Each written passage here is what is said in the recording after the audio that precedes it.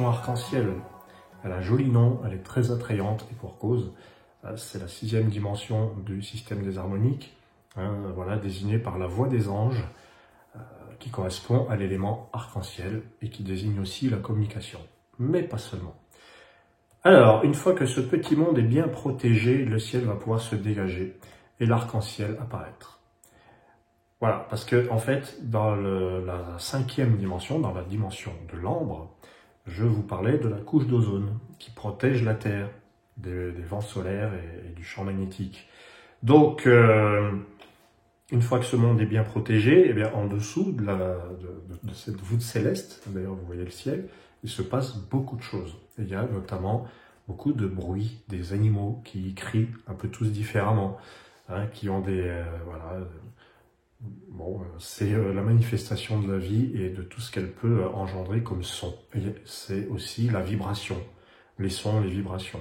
La Terre se recouvre de tout un tas de chants divers et variés. C'est la voix des anges, donc on a un monde qui est oxygéné avec des oiseaux, voilà, ça peut être ça aussi. Et on a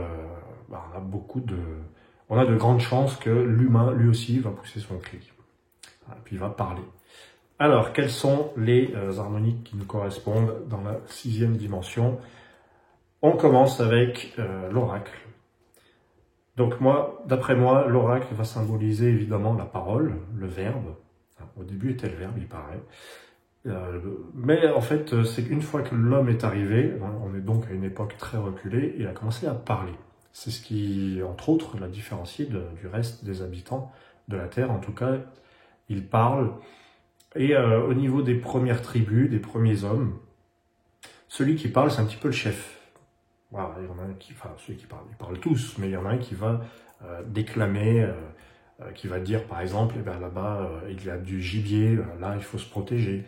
Et c'est lui qui va dire, c'est lui qui va parler. La parole est au chef un petit peu, dans ces tribus. Et que va-t-il se passer? Eh bien, dans la tribu, vous avez les autres qui vont relayer les informations du chef. Et là, c'est l'effet messager. Le messager, c'est les échanges. Et au niveau de l'astronomie, les messagers, ça peut être les neutrinos. C'est des petites particules tellement petites qui traversent tout, qui traversent absolument tout, mais qui sont des messagers. Bon, je vais pas vous faire d'astronomie, mais c'est vrai qu'il y a quelque chose de cet ordre. Le messager, c'est donc quand l'information circule, ni plus ni moins. Et enfin, une fois que le chef a parlé, que les autres de la tribu ont suivi et ont fait suivre les infos, que s'est-il produit? Eh bien, les civilisations ont commencé à naître avec l'alphabet, l'écriture, donc harmonique 33, en 3300 avant Jésus-Christ, l'écriture apparaît. Bon, ça c'est une datation qui vaut ce qu'elle vaut. Moi j'ai trouvé que c'était très drôle que l'alphabet soit l'harmonique 33 et que l'écriture soit... bon, elle n'est pas apparue d'un seul coup, évidemment, elle a fallu des millénaires. Mais donc l'alphabet va nous rappeler que la civilisation arrive et que nos petites tribus qui ont bien discuté entre elles commencent à mettre des noms sur leur pays et puis à découper avec des frontières et à organiser un pays, à organiser un continent. Voilà, c'est ça l'alphabet. Alors vous voyez, on voit des espèces d'alvéoles, ce sont des bulles, ce ne sont pas des alvéoles, mais ça va délimiter la Terre en une carte, en une map monde avec des noms, l'alphabet. Et on va s'organiser comme ça. Ça va pas être facile, mais c'est ce qui va se produire. Donc, que symbolisent toutes ces cartes? Ça, c'est la communication, la délivrance, les médias. Alors, de nos jours, la voix des anges, c'est Internet.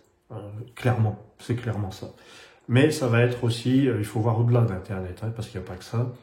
Il y a la vibration, qu'on a tendance à oublier. Les vibrations, les ondes de choc, mais les ondes télépathiques, les ondes, je sais pas, pour moi, c'est vraiment les ondes, la théorie des cordes. J'ai envie de vous parler de ça aussi. Les cordes, c'est des petites cordes qui vibrent et qui créent, qui composent la matière, mais qui sont tellement minuscules. Là, on est dans un monde vraiment tout petit, tout minuscule, invisible, bien en dessous de l'atome. Les cordes vocales. Il paraît que les cordes vocales ont cette forme. Alors, c'est un ami, un pote, prof de chant qui m'a dit ça. La voix des anges, le chant, la vibration, le son. L'univers est parcouru de vibrations et de sons. Voilà, ça paraît silencieux, mais ça ne l'est pas du tout. Voilà. Là, l'oracle, ça nous parle de la voix, de la parole, de la partie ORL. Oracle, ça veut dire oreille en latin, hein, oraculus, oreille. Donc c'est quand même l'oracle, c'est dans la Grèce antique, c'est voilà le devin, hein, la Pythie, c'est l'oracle, mais qui reçoit quand même. Alors je parle des oreilles, l'oreille va écouter, va entendre, mais la réception se fait peut-être dans un autre niveau qu'à l'oreille. Hein. Donc la partie ORL, les oreilles, le nez, la bouche, la langue, la gorge, hein, c'est ça l'oracle. Quand vous sortez, le messager, c'est donc la diffusion des informations. Le messager. Et puis alors, vous voyez, c'est un ange quand même, un ange gardien. Donc d'un point de vue spirituel, le messager, c'est les signes. Hein, tout fait signe, tout est traduisible. Enfin, tout fait signe. Il n'y a pas des signes partout, mais si on veut les voir, on les voit. On peut communiquer avec l'univers. Voilà. Et l'alphabet, eh bien, c'est l'organisation. Donc l'alphabet, ça va être très rationnel. C'est celui qui a besoin d'un avant, d'un après, et qui a un peu de mal à vivre au milieu, dans le présent, qui pense toujours à l'avant et toujours à l'après, pour se repérer. Voilà. Hein, c'est les repères aussi, l'alphabet. Et c'est l'esprit logique, l'intellect, la science. Einstein était alphabet, hein, je le répète souvent, mais c'est même lui qui a créé la théorie de la relativité. Tout est relatif. Hein, toutes ces bulles sont placées les unes en fonction des autres. Tout correspond, tout est relatif, tout communique. Puis ça, c'est un truc de messager. Voilà. Donc la dimension arc-en-ciel, c'est la vibration. Mais pour moi, la vibration, elle est souvent oubliée au détriment des mots. Non, c'est les mots qui prennent le pas au détriment de la vibration. Bon, vous voyez, je l'ai dit dans le désordre. C'est quand même cocasse. Hein, c'est mon alphabet qui m'a joué des tours. Voilà, donc ce que je voulais dire, c'est qu'on oublie la vibration et on préfère les mots, on va se figer, se fixer sur les mots, mais si on écoute le même mot, si on est attentif à la vibration du mot et non pas au mot lui-même, on va voir qu'il peut être dit tout autre chose. Voilà. La sixième dimension, la dimension arc-en-ciel, va vouloir donner un sens aux choses, un sens à la vie. Alors par exemple, le messager cherche un sens à sa vie. Il veut militer, c'est un militant le messager. Il veut se battre, c'est un chevalier de la table ronde qui recherche le Graal.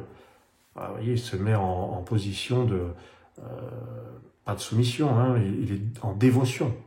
Là, il est prêt à se faire adouber. Ouais. On cherche un sens, on veut comprendre. Hein, l'alphabet, c'est la carte qui veut comprendre, qui veut donner une définition. Et l'oracle, ben, c'est la carte qui veut parler. Qui parle. Mais n'oublions pas le silence. C'est aussi la carte du silence, en fait. Si on pouvait représenter le silence, ben voilà, moi je le représenterais comme ça. Ou comme ça. La voix des anges. Faites silence pour entendre la voix des anges. Et donc les ondes, les vibrations.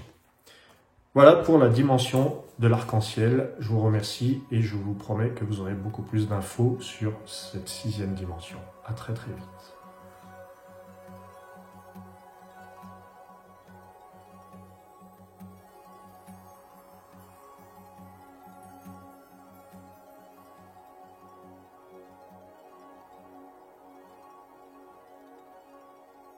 To be